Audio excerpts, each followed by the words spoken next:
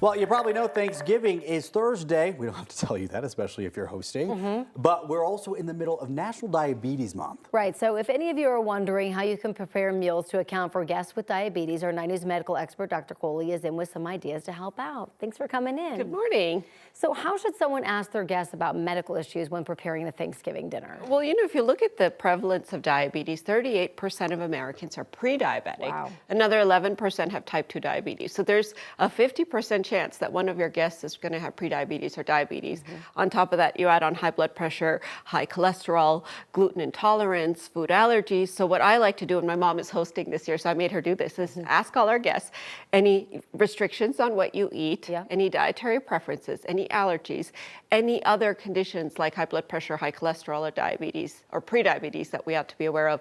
Or if you don't want to actually ask them about the condition, you can just say, are you limiting sugar, or are you limiting fat, or are you limiting carbs, anything like that, because I think it really opens the door for that conversation. Let's dive into that a little bit more. If you are expecting people at your dinner with pre-diabetes or diabetes, is there anything on your menu you should think about limiting? Yes, so you have to be very thoughtful about it. So I would say 3 things. First is the glycemic index. That means certain foods raise our blood sugar very quickly, and other foods raise it sort of slowly over time. So a low glycemic index in foods like quinoa, barley, berries, spinach, these are great foods because they don't spike your blood sugar right after you eat them. So make sure you enrich foods with low glycemic index.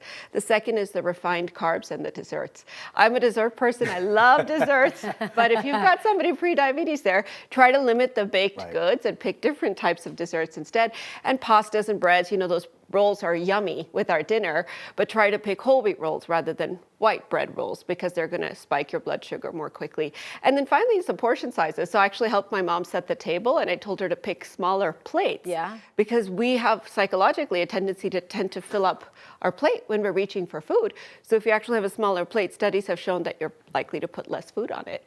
So my candied yams that have brown sugar, maple syrup, and butter. I was like, I'm not a great example. I usually have a mountain on my plate. I'll try to limit that this year. Yes. Everyone says, like, if you start with the smaller plate, that's fine. You can always go back for seconds. But if you do start with the smaller plate, you might fill up faster and not need the second plate. And then eat slower too. So here's the other thing. There's about a 20-minute delay between our satiety signal and when we eat. So if we eat till we're full, then automatically we've overeaten. So what I like to do is eat till I'm about 80% full, then wait for like a half an hour, banter, have a glass of wine, do something else, and then see if you're still full for your seconds. That's a great idea. Okay, I'm sorry, I'm ruminating over here trying to register all of this. What are some ideas? You said you're a dessert person. What are ideas for desserts and drinks for your diabetic guests? So what I really love is try to maybe use Greek yogurt with berries. So that's a good idea. Try to slice up some apples and bake them, but put cinnamon and nuts on them.